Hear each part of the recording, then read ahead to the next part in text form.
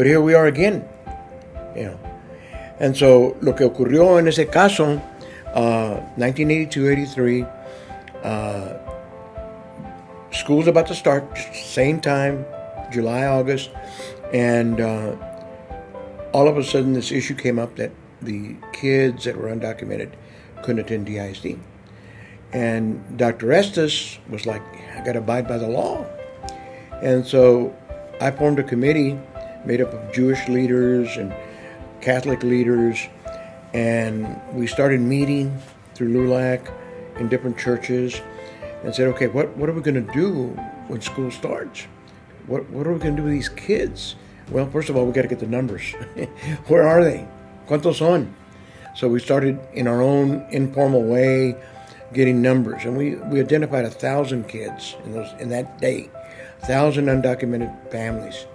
And we said, okay, now what are we going to do? Well, let's put them in some schools that we create.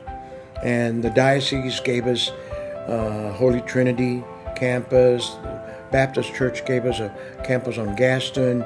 So we had 3 campuses. How about teachers?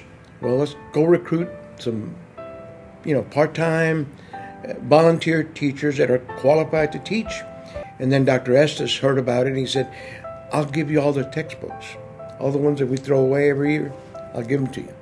And he did it under the table. So we were in the paper every day. This task force is meeting, school is about to start, there's a court case going before the Supreme Court. And at that time I was working with the Dallas Chamber of Commerce. And I was in charge of Leadership Dallas and a couple of other projects. And one of my bosses, board member, called me and said, his name was Dave Fox and Jacobs, big home builder. He said, Rene, one of your board members wants to see you. I said, what is it? And I thought I was in trouble, because usually I would get in a lot in trouble for interviews, confronting people, as I still do. And I said, who is it, Mr. Fox? He said, it's Sam Bloom.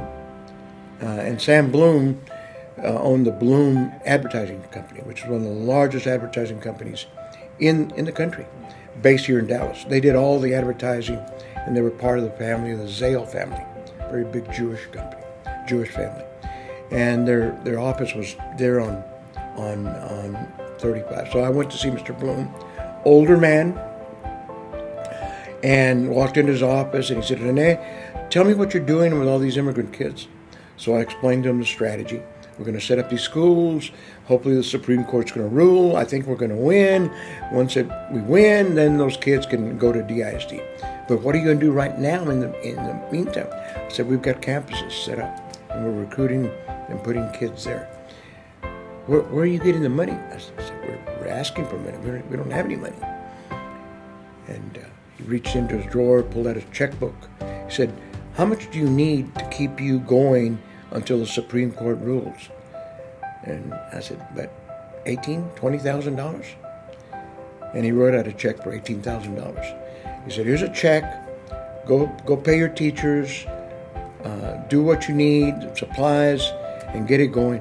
And this is anonymous. Don't tell anybody that I did that. And I said, why? Why are you doing this, Mr. Bloom? He said, I'm a Russian Jew. My parents were immigrants. I understand what immigrants are going through right now. So you don't have to sell me on it. And I said, okay.